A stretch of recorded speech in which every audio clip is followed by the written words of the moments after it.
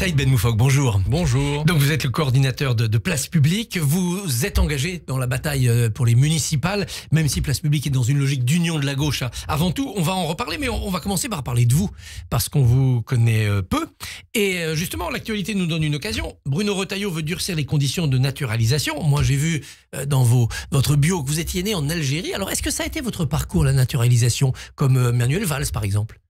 Tout à fait, bonjour, merci pour votre invitation. Effectivement, je suis né en Algérie, j'ai été naturalisé français à l'âge de 19 ans. Donc j'ai vécu sous la condition d'immigrés, d'étrangers, jusqu'à ma majorité et au-delà.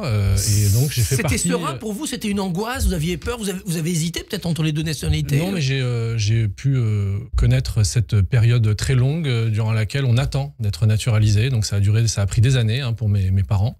Et c'est une période qui est compliquée parce que d'abord on est dans l'incertitude. Puis quand on est jeune, j'étais adolescent à l'époque, on est traversé d'inquiétudes sur sa place dans la société française et sur le fait de savoir si on a vocation à être pleinement intégré à cette société ou si on sera toujours considéré comme un étranger. Et ce que j'observe aujourd'hui, c'est que Bruno Retailleau envoie des signaux qui sont extrêmement négatifs à l'endroit des personnes qui vivent en France depuis des années et qui vont voir les conditions d'accès à la nationalité durcies. Et je pense que c'est exactement le contraire qu'il faudrait faire. Parce qu'il ne veut pas changer la loi. D'abord, il ne peut pas changer la loi, il n'y a pas de majorité. Il dit simplement au préfet, soyez plus strict quand vous vérifiez les critères juridiques, économiques, civiques. Est-ce que ce n'est pas un bon signe de dire, soyez vraiment dans les valeurs républicaines? Si le but était d'inclure plus fortement, alors oui, ce serait un bon signe. Mais on voit bien qu'au contraire, il est dans une logique d'exclusion aujourd'hui. Je ne peux pas m'empêcher de me dire et de me poser la question, est-ce que mes parents auraient pu passer ce test, en l'occurrence, qu'il veut durcir. La langue, l'histoire, les principes. Voilà, tout à fait. On a vu des publications sur un certain nombre de questions qui sont posées aux personnes candidates à la naturalisation. On sait que beaucoup de Français auraient beaucoup de mal à répondre à ces questions. Et aujourd'hui, je me demande si mes parents, ma mère notamment, qui n'a pas fait beaucoup d'études, auraient pu être naturalisés. Aujourd'hui, elle est française, ses enfants sont français, nous sommes pleinement intégrés à cette société, nous y vivons. Moi, j'ai mes enfants, j'y élève mes enfants et j'ai été cet étranger, mes parents ont été ces étrangers qui, aujourd'hui, si nous étions arrivés en France, seraient questionnés dans leur légitimité à vivre dans ce pays. Voilà. Alors, et ça m'inquiète. Bruno Retailleau dit que ce n'est pas une logique d'exclusion, au contraire, c'est une logique d'assimilation. C'est-à-dire que ceux qui vont, à terme, obtenir cette nationalité française soient des Français vraiment comme les autres. Encore une fois, peut-être que ma mère n'aurait pas pu surmonter cette épreuve. Voilà. Et donc, elle ne serait pas française aujourd'hui. Mon père, qui a fait des études plus poussées, aurait probablement réussi. Et donc, on aurait pu se retrouver dans une situation ubuesque que vont peut-être connaître des familles où on va avoir un parent qui sera naturalisé et l'autre qui n'aura pas réussi le test et qui ne sera pas naturalisé. Voilà, je pense que c'est une logique mortifère pour la société française. Et donc, je déplore que Bruno Retailleau s'engage dans cette voie. Mais bon, ça correspond à un agenda politique. Oui, on voit la compétition à droite, bien sûr. Qu'est-ce que Place Publique proposerait pour naturaliser plus facilement sans être accusé de laxisme? D'abord, il y a une question d'accompagnement dans l'entrée dans la nationalité française. Il faut aider les gens, oui. Bien sûr. Donc, il y a un enjeu de formation. Des personnes qui vivent dans la société française en France depuis des années ont vocation, bien sûr, à maîtriser la langue. Donc, il faut les accompagner. Il faut des cours, tout simplement. Pour les étrangers, il faut les mettre en place, ces cours. Les collectivités peuvent aider. Donc, on a un certain nombre de dispositifs qu'on pourrait développer. Mais on voit bien que ce n'est pas ça qui est proposé aujourd'hui. C'est plutôt une logique de fermeture, d'épreuve et donc de suspicion jetée sur les personnes en situation régulière, mais de nationalité étrangère. Autre idée, Ilana l'évoquait, Laurent l'évoquait, François Bayrou veut un référendum sur les finances publiques pour que les Français choisissent le plan qu'il faut mettre en place, et dit-il un plan douloureux pour redresser ces finances. L'Élysée semble déjà avoir écarté cette idée de référendum, mais est-ce qu'elle vous a plu, cette idée ? Je crois que la chronique juste avant nous lui a fait un sort. Lui a répondu avec humour. Le problème, c'est que moi, je suis attaché d'abord à l'idée que c'est le Parlement qui délibère, qui vote la levée de l'impôt et le niveau d'imposition en France. Donc là, trouver l'idée selon laquelle le Parlement ne serait plus légitime en quelque sorte et qu'on devrait en passer par un appel aux citoyens directement. Bon, il y a une logique populiste qui me plaît assez peu. Et puis par ailleurs, un référendum, pour que ça fonctionne, il faut une question simple, on sait. Sinon, ça invite à répondre à côté. Là, en l'occurrence, je ne vois pas comment on pourrait trouver créer les conditions d'un débat qui pose des questions simples et qui permettent aux Françaises et aux Français de trancher. On voit bien son angoisse, il n'y a pas de majorité pour un budget, donc il essaie de contourner. On voit bien que c'est une difficulté dans laquelle il se trouve aujourd'hui, il n'a pas de majorité, et donc il essaye de surmonter cette difficulté en recourant au référendum. Je crois que d'abord ça n'aboutira pas, parce que politiquement l'Élysée a déjà quasiment enterré cette idée, mais je pense que vraiment il faut qu'il redonne la voix au Parlement, et c'est ça l'enjeu aujourd'hui. Il faut que les parlementaires puissent trouver un accord sur... S'empare du budget, quoi. Oui, voilà, sur les questions budgétaires, et peut-être que à la limite, si on s'interroge sur l'état des finances en quelque sorte du pays, une autre modalité de consultation pourrait être la Convention citoyenne. Là, qui invite à une réflexion élargie, qui pose de très nombreux problèmes et qui embrasse en quelque sorte le sujet dans sa totalité. Même si à terme, on le voit sur l'écologie, sur la fin de vie, ça aboutit à des conclusions, mais derrière, le Parlement résiste après une convention. Parlement, d'abord, le pouvoir politique, l'exécutif a résisté, puisque sur la convention sur le climat, c'est Emmanuel Macron qui a enterré les conclusions, c'est pas le Parlement. Et en l'occurrence, là, si on voulait s'approprier cet outil démocratique, alors oui, ça pourrait être utile, mais ça inviterait à un débat très long. En l'occurrence, je pense que le référendum n'est certainement pas le bon outil. Le nom même de Place Publique, d'ailleurs, appelle à cette agora, appelle à cette convention citoyenne. À propos de parler aux Français, de parler avec les Français, Emmanuel Macron sera à la télévision la semaine prochaine pour une longue émission sur TF1 face à des Français. Si vous étiez parmi ces personnalités de la société civile chargées d'interroger Emmanuel Macron, que lui poseriez-vous comme question ? Il avait promis, en arrivant au pouvoir en 2017, qu'il ferait reculer l'extrême droite. L'extrême droite, sous ces deux quinquennats, n'a fait que croître, que monter. Elle est aujourd'hui aux portes du pouvoir. Quels sont ses regrets en la matière et qu'est-ce qu'il aurait pu faire de mieux ? C'est vrai aussi en Allemagne, 152 députés AfD, en Italie, et Meloni est au pouvoir, en Hongrie. Macron n'est pas le seul responsable, c'est un problème européen. Oui, c'est une vague de fond, une lame de fond qui traverse toutes les grandes sociétés, les grandes démocraties. Donc c'est sûr que ce n'est pas qu'un cas exclusivement français. Néanmoins, le pouvoir aujourd'hui en France est quand même responsable. Emmanuel Macron est au pouvoir depuis 2017 et il avait conscience de l'émergence de cette extrême droite qui... il l'a affronté 2 fois à la présidentielle au second tour. Oui, tout à fait, et qui néanmoins n'a fait que gagner en popularité sous ces deux quinquennats.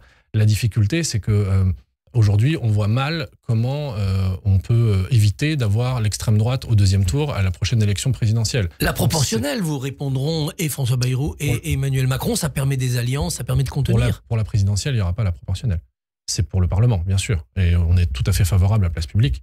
À l'idée de la proportionnelle, nous la défendons et nous souhaitons qu'elle soit mise en œuvre. Et d'ailleurs, peut-être que François Bayrou aurait mieux fait de s'attaquer à ce sujet d'emblée plutôt qu'à la réforme de la loi PLM à Paris. On va en parler.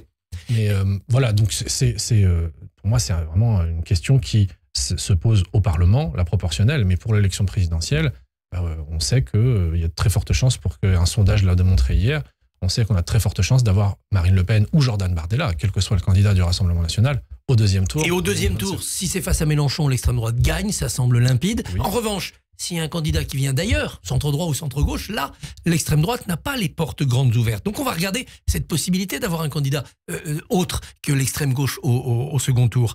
L'actualité de cette gauche, c'est La Meute, le livre qui sort sur l'entourage de Jean-Luc Mélenchon et son autoritarisme. Quel regard vous portez aujourd'hui sur la France insoumise ? Nos divergences sont connues avec la France insoumise.